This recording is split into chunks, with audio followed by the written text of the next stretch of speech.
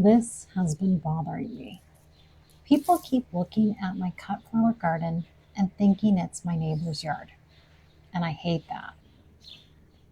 But after being irritated about it more times than I will admit, I've realized that they're telling me something useful. If you can't tell this garden belongs to that garden, I have a design problem. My front yard feels very established. My backyard feels rather established. But this stretch between the two doesn't really belong to either one yet. There's no visual connection pulling them through the property and telling you that it's one garden. And the cut flower beds make that even more obvious. I love having a dedicated cut flower garden. These flowers aren't really here to create a landscape, they're here to be cut. I make bouquets for friends and neighbors, and I also grow flowers to give to hospice patients. I don't want to turn this into a traditional landscape bed just to make the property look more cohesive. I want it to keep doing its job, which means the solution isn't changing the cut flower garden, it's connecting everything else around it.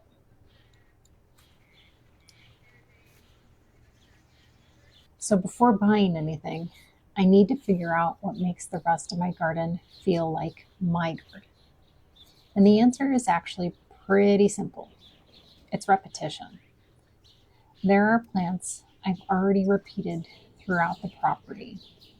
Black-eyed Susans, ninebark, hydrangeas, durvellas, barberries, and sedums. They aren't all planted in matching little groups. They're just repeated often enough that your eye recognizes them. And that's what this side of the yard is missing. It doesn't need to match the front garden. It just needs to borrow enough from it that the two spaces start speaking the same language.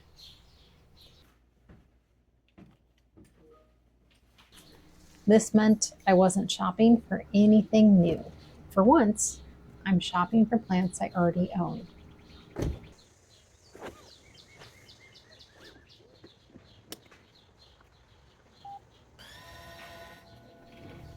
I have a pretty specific list, and my goal is not to deviate from the list.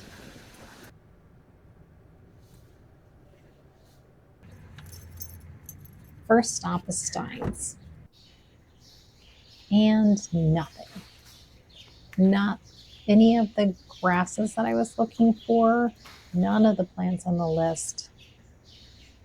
Not exactly what I was hoping for on my first mission, but I guess that means we have to move on.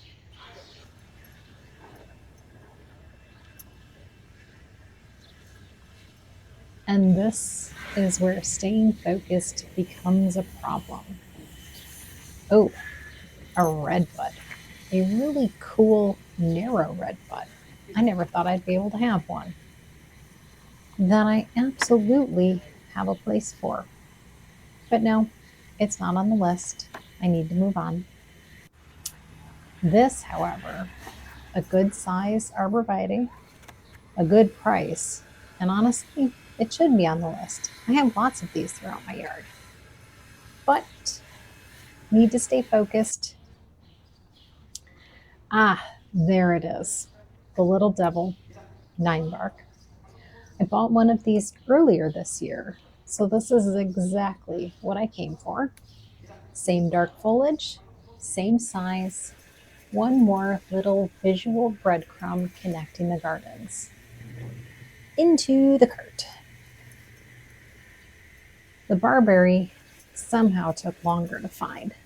I walked past it at least twice. But there you are, and last one. So this one is definitely mine.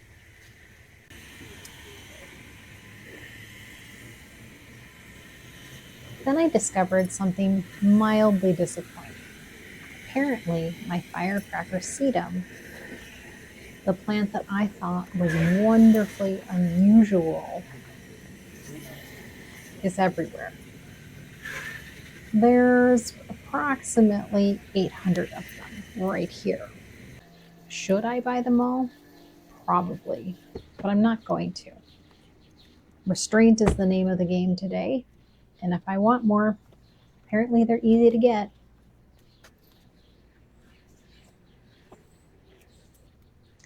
The garden center wasn't actually the only place to shop because I already have plants that I can move from my own garden somewhere else. This Durvella has been slowly taking over the walkway in my secret garden. It's a perfectly good plant, just in the wrong place. So instead of buying another one, I'm just moving this one. And honest, the path already looks great. I didn't even weed. Same story over here. These are the same hydrangeas that I have up in the front yard. One is very happy, and one clearly has opinions about where it's planted. Message received, guy. This one needs more sun. And the side yard needs another repeat plant. Quite convenient how that worked out. Of course, the place I want to put it currently has all of these annuals that I planted this year. Because apparently I don't believe in empty soil. Good thing this little container can be easily moved. There, much better.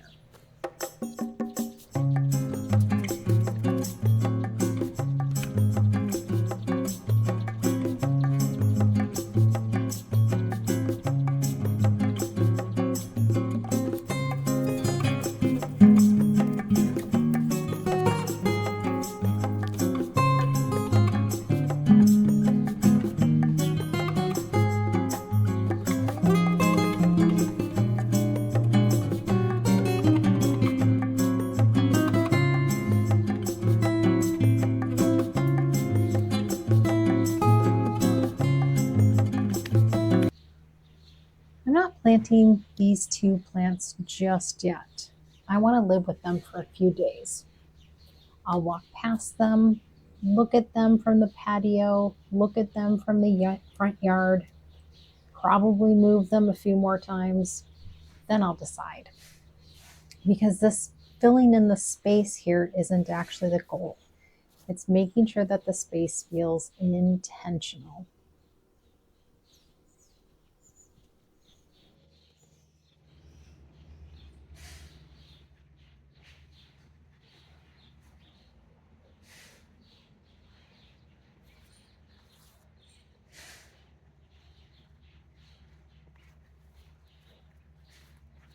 And suddenly, without adding anything particularly dramatic, this side yard is starting to make more sense.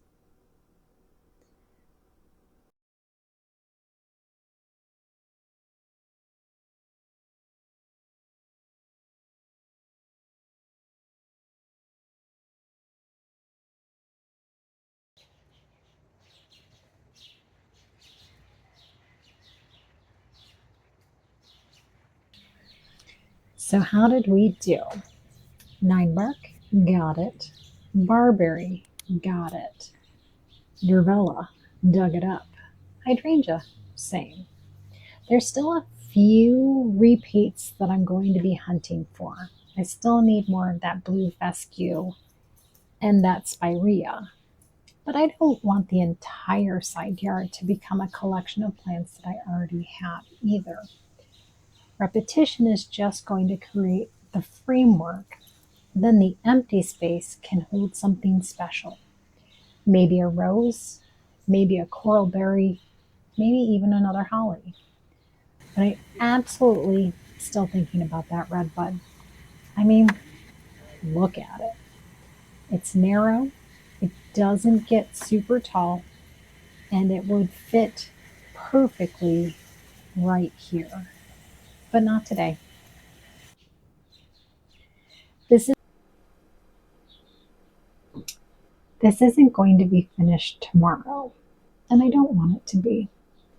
I could buy enough plants to fill every hole, plant everything this weekend, and call the side yard done.